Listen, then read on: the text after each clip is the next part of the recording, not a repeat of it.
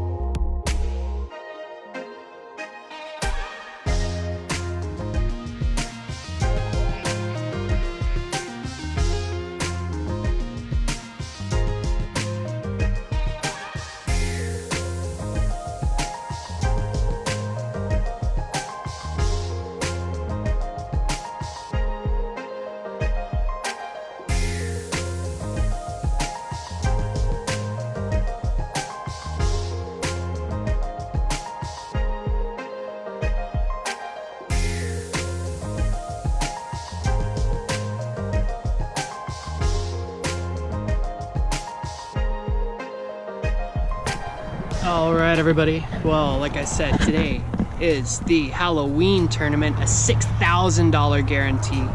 I'm gonna get in there. It's a freeze out, which is great.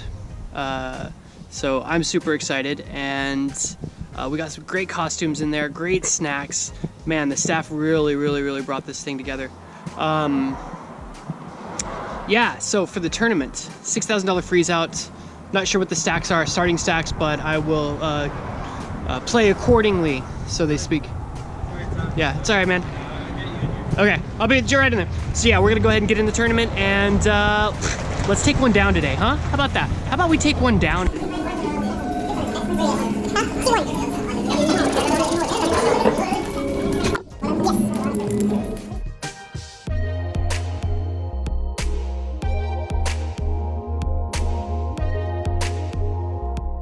The first hand we're going to go over, we're on the button with blinds at 2 and 400. We look down at a really pretty 9-10 of diamonds. This is the kind of hand that plays super well in position and can hit a ton of flops. So I go ahead and just call, and we go 5 ways to a flop with 2 players in middle position and both of the blinds. The flop comes out very favorable for our hand with deuce 7-8. This is going to give us the open-ended straight draw and a backdoor flush draw. My hand is super strong here, but it's also very vulnerable. I don't want somebody calling me with a bunch of overcards or like low pairs or anything like that. So I'm gonna go ahead and lead out for 1,700 when it gets around to me.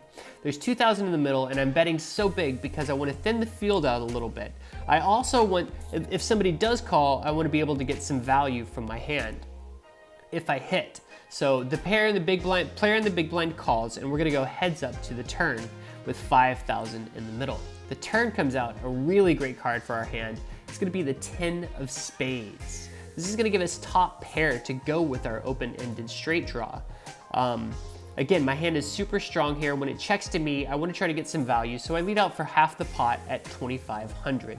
The player in the big blind thinks for a little while before reluctantly folding. And we go ahead and scoop our first hand of the night.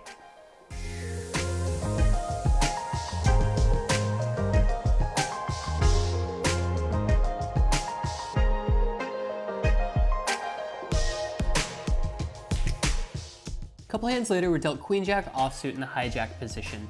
When it folds to us, we raise to 800. We get a call from the cutoff and the big blind calls as well. So we're gonna go 3 ways to a flop that turns out pretty good favorable for our hand. It's gonna be 5, deuce, queen. It's gonna give us top pair with a pretty good kicker. We're feeling pretty good right now, but it can be vulnerable if an overcard like an ace or a king hits the turn. We go ahead and lead out for 1200. When it checks to us, the cutoff folds and the big blind calls. So we're gonna go heads up to the turn, which is gonna be the ace of spades. Because it's one of those cards that we were worried about, when it checks to us, we go ahead and check back. The river's gonna pair the board as the deuce of hearts. It checks to us again, and we're just gonna go ahead and check back and show down our queen because we do have some value in it. Turns out to be good, and we add another 3,000 to the stack.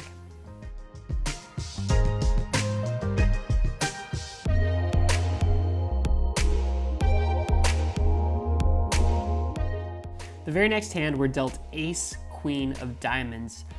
We raise it up this time to 1,600. Since we've been on a little bit of a heater, we think somebody might not believe us. We get a call on the big blind, and I can't remember what the flop or the turn or the river were, but we check it down. Turns out our ace high is good, and we add a few more chips to the stack.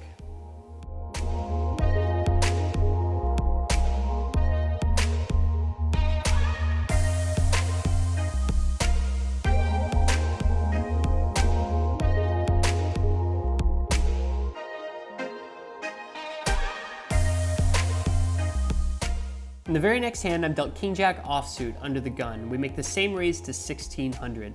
This time, however, the player to my immediate left throws out a min raise to 32. It folds around to me, and I've got a bit of a decision on my hands. The player started with less than 15,000 in his stack, so he's pretty short stacked, and I've got a hand that is vulnerable. However, it can draw really well, so I decided to go ahead and throw out the chips and see what the flop brings.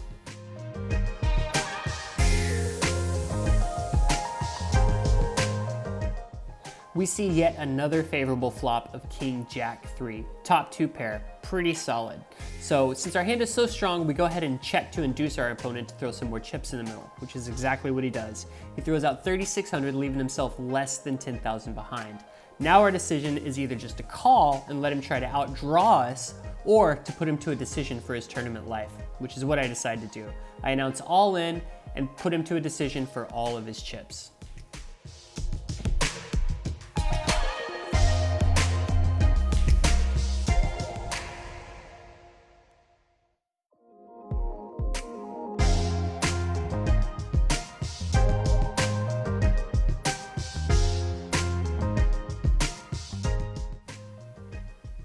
Eventually, our opponent folds pocket queens face up, and we add another 7,400 to the stack.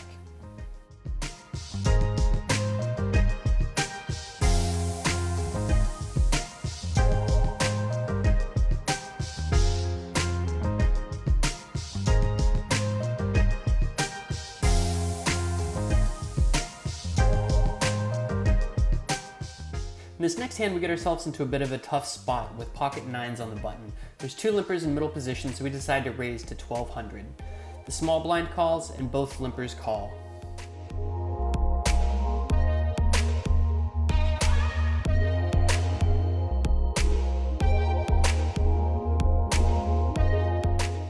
We're gonna go 4 ways to a flop with 4,000 in the middle. The flop comes out 6, 7, jack, all rainbow. So we've got backdoor straight draw and a middle pair. An early position player leads out for 1,500. We didn't raise pre-flop to fold to a single bet. So we go ahead and make the call, small blind calls as well. Our hand right now has a lot of value with our middle pair and blockers to the straight draws. We could also hit a backdoor straight draw ourselves. While our nines do have some value here, we suspect we're up against a jack. We need to hit a good turn card in order to get full value from our position. We hit just about the perfect turn card. Comes out a 10 of diamonds. It's gonna give us a gut shot straight draw and blockers to all the other straights. However, this is where I make the biggest mistake of the tournament so far. When it checks around, I check back. I wish I could go back and bet about half pot here, but that's just not what happened. The river comes out a 10 of spades that pairs the board. Early position player leads out for 2,300. I think for a while and decide that my best course of action is to raise and represent the 10.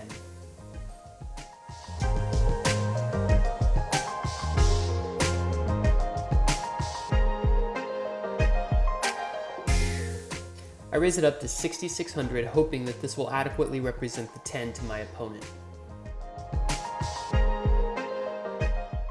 Small blind quickly gets out of the way and it's back on the early position better.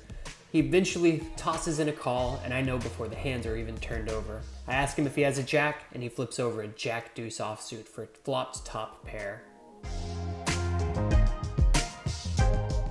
My attempted bluff wasn't enough to get the job done this time, but I still have a pretty decent stack and I'm ready to get back in there and fight.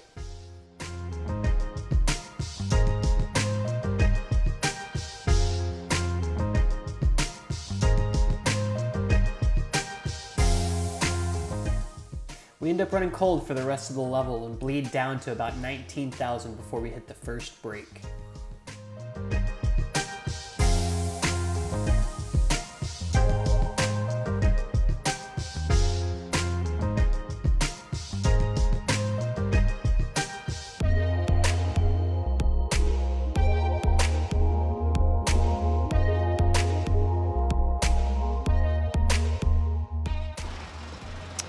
All right, so we are underway here.